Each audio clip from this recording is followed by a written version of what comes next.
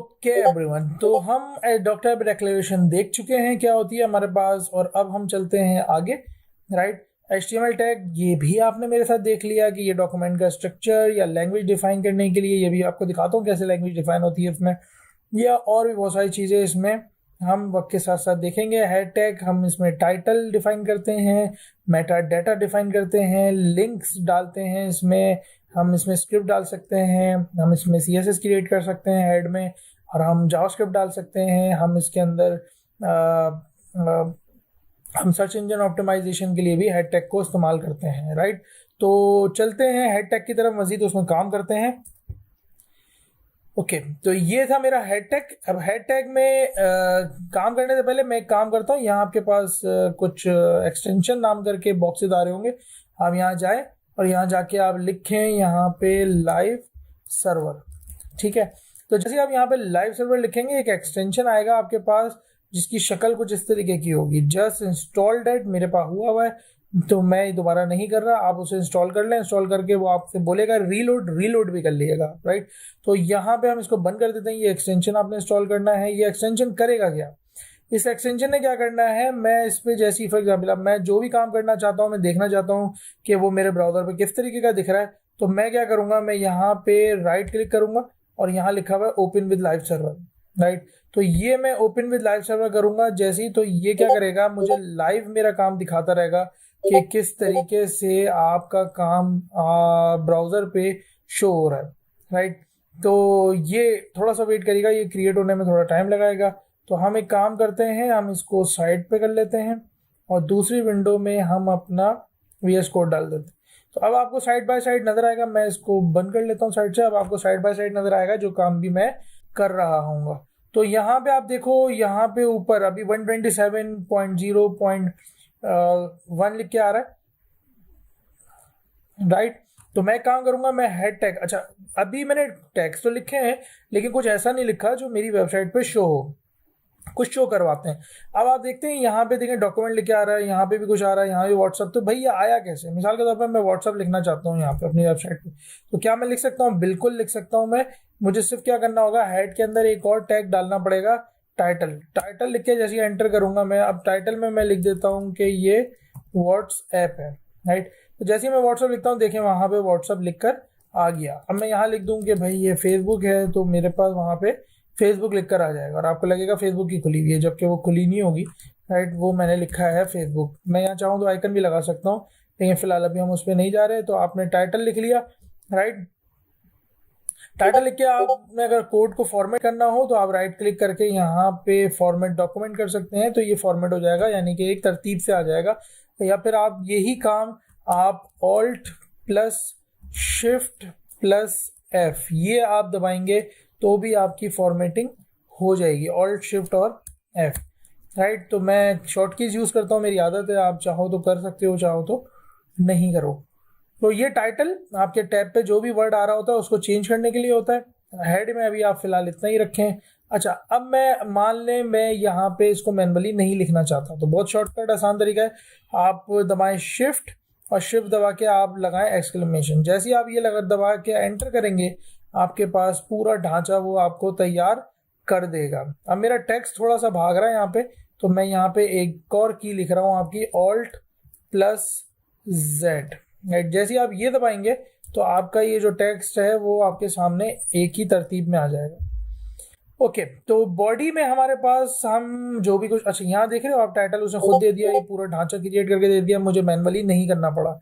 अब मैं लिख देता हूँ यहाँ पे माई वेबसाइट, ये वहाँ पे शो भी होगा। माई वेबसाइट लिखूंगा मैं यहाँ पे, तो ये यहाँ पे शो भी होगा। ना हो तो रिफ्रेश कर लेना, कभी कभार कुछ ड्यूरेशन, उसकी टाइम ड्यूरेशन आ जाता है। राइट, तो जो भी कुछ मैं बॉडी में लिखूंगा, ये जो व्हाइट एरिया दिख रहा है वेबसाइट का, ये इसमें जाके आपके पास शो होगा। मान ले मैं हेडिंग लिखना चाहता हूँ यहाँ पे, तो मैंने लिखा H1, सॉरी चलो मैं आपको और आसान करके बताऊं, मैं यहाँ लिखना चाहता हूँ this is heading, sorry this is heading. अब आप देखो यहाँ पे ये तो नॉर्मल सा टेक्स्ट आ रहा है यार, ये तो कुछ भी नहीं आ रहा। वहां पे हेडिंग, तो ये नॉर्मल टेक्स्ट लग रहा है मुझे, तो मुझे ऐसे हेडिंग बनानी है, तो मैं क्या करूँ। राइट, तो मैं काम करता हूँ, मैं यहाँ पे एक वो टैग लगाता हूँ अपना, मैं यहाँ लिखता हूँ कि भाई ये मेरा H1 है, राइट, ये खुद ही दे देगा ऑटो सजेस्ट। और मैंने कहा ये जो मेरा H1 है ना ये यहाँ तक है, ठीक है। तो ये जो मैंने आपको बोला क्लोजिंग टैग, आप देख रहे हो आप ओपनिंग टैग कैसे लिखा है उसने और क्लोजिंग के टैग कैसे लिखा है। H1 का क्या मतलब है? H1 का मतलब है ये हेडिंग 1 है, मेन हेडिंग, सबसे बड़ी हेडिंग, राइट। इसी तरह से तुम हेडिंग 2 लिखोगे तो हेडिंग 2 छोटी हो जाएगी और थोड़ी, हेडिंग 3 लिखोगे तो और छोटी हो जाएगी। अब मैं चेंज कर रहा हूँ, आपने बेसिकली क्या करना है, आपने ये वाला टैग भी चेंज करना है और आपने ये वाला टैग भी चेंज करना है, ठीक है। मेरे पास एक्सटेंशन डला हुआ जिसकी वजह से ये खुद ही दोनों टैग चेंज करता है, आपको मैनुअली करना पड़ेगा, राइट। इसी तरीके से मैं जब यहाँ पे लिखता हूँ H4 तो मेरी हेडिंग और छोटी हो गई, मैं 5 लिखता हूँ और छोटी हो जाएगी, मैं 6 लिखता हूँ मेरे पास और छोटी हो जाएगी। तो ये 6 ही लेवल्स होते हैं हेडिंग के, जो साइज में, फॉन्ट में आपके पास, फॉन्ट साइज में आपके पास तब्दील होते रहते हैं, राइट, मतलब चेंज होते रहते हैं। तो ये है HTML में हेडिंग लिखने का तरीका। मैंने दोबारा बता दूं, बीच में वो आप लिखोगे जो आपने वाइड स्क्रीन पे शो करना है। आपका बीच में लिखा हुआ चीज जो है वो कंटेंट होगी, कंटेंट रैप हुआ होगा, जिस तरह रोल रैप हुआ होता है, इसी तरह कंटेंट भी रैप हुआ होगा ओपनिंग और क्लोजिंग के बीच में। ओपनिंग और क्लोजिंग टैग क्या है, वो आपके पास एक तरीका है ब्राउजर से कम्युनिकेट करने का।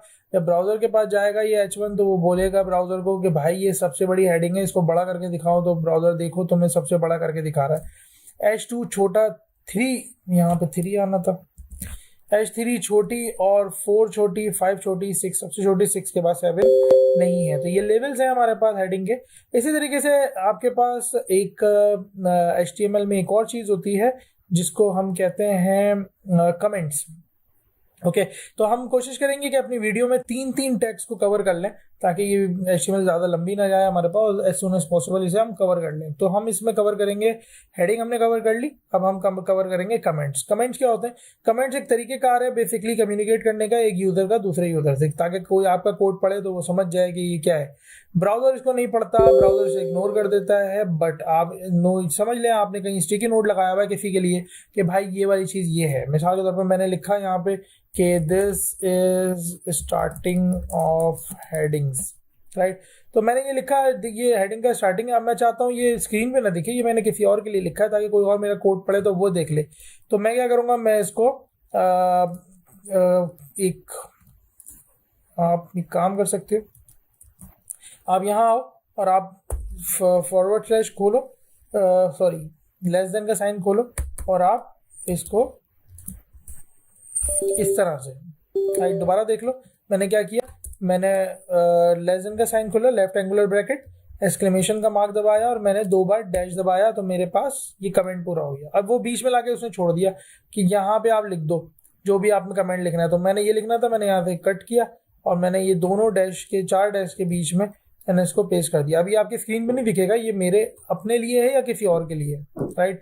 सो इस तरह से आप कमेंट्स लिख सकते हैं जो कमेंट किसी और के लिए होते हैं, लेकिन ये ब्राउजर या कोडिंग में इस्तेमाल, यानी कि कोड इसे ब्राउजर नहीं पढ़ेगा, राइट। तो इसी तरीके से अगर मैं मान लो मैं ये हेडिंग भी अब मैं लिखना चाह रहा हूँ दूसरा कोड कि भाई मैं जो है ना वो पैराग्राफ क्रिएट करना चाहता हूँ, तो वो कैसे होगा? वो भी बहुत आसान है यार। आप P लिखो और एंटर कर दो बस, राइट। आप जो भी आप लिखोगे वो बीच में शो होगा, दिस इज पैराग्राफ, वो बीच में आपके पास शो होना शुरू हो जाएगा, राइट। अब मैं यहाँ पे थोड़ा सा लंबा टेक्स्ट ले लेता हूँ, तो डमी टेक्स्ट ले लेते हैं। डमी टेक्स्ट कैसे लिखते हैं HTML में यार? उसका एक तरीका है कि आप लिखो लॉरेम, राइट, लॉरेम आप लिखोगे और मैंने कहा कि मुझे 50 वर्ड्स चाहिए डमी के। जैसे ही आप लिख के एंटर करोगे आपके पास 50 वर्ड्स आ जाएंगे और आपके पास डमी टेक्स्ट आ जाएगा। ये डमी टेक्स्ट कहलाता है, यानी कि इसके मायने कुछ नहीं होंगे, बट ये डमी टेक्स्ट है, राइट। अच्छा, ये जो भी कुछ करना है आपने एक बात का ख्याल रखना, बॉडी और HTML से ऊपर ऊपर करना है। पहले बॉडी क्लोज होगी फिर HTML क्लोज होगा, इससे ऊपर ऊपर होगा, इसके अंदर कुछ नहीं होगा, राइट। तो जो भी आप करोगे वो आपके पास बॉडी के अंदर अंदर है, राइट। हेड यहीं क्लोज हो गया, हेड नीचे नहीं आएगा, इस बात का ख्याल रखना। एक बेसिक सी मिस्टेक है जो बहुत होती है, राइट। तो किस तरीके से पैरा क्रिएट हुआ है? बहुत सिंपल है यार। मैंने क्या किया है, मैं फिर दिखा देता हूँ आपको। मैंने P लिखा, एंटर कर दिया और अब मैंने लिखा लॉरेम डमी डाटा लेने के लिए। मैंने कहा मुझे 50 वर्ड चाहिए, अगर आपको 150 चाहिए, मैं रिकमेंड नहीं करता इतने बड़े वर्ड्स लो, ज़्यादा पेज भर जाता है। अभी हमने सिर्फ सीखा ही है, तो आपने 50 लिया और 50 लिख के आपने एंटर किया और आपके पास डमी टेक्स्ट का एक पैरा आ गया। ये पूरा पैरा आप देख रहे हो स्क्रीन पे, इस तरीके से पैरा क्रिएट होता है। अच्छा, ब्राउजर कैसे पढ़ेगा? ब्राउजर बोलेगा अच्छा यहाँ से है पैरा स्टार्ट और यहाँ तक है, तो मुझे इसको एज अ पैरा दिखाना है। तो ब्राउजर के पास इसका कोई स्टैंडर्ड फॉर्मेट सेव है, जो इसका कलर, इसका साइज, ये सारी चीज़ें सेव है, वो ब्राउजर इसको क्या करता है आगे शो करवा देता है।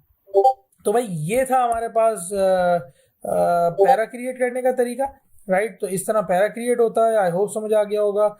3 चीज़ हमने इसमें कवर कर ली, कमेंट्स, हेडिंग्स एंड पैरा। इनकी आप प्रैक्टिस करो, ज़्यादा से ज़्यादा प्रैक्टिस करो ताकि ये चीज़ आपको करनी आ जाए। Thank you so much.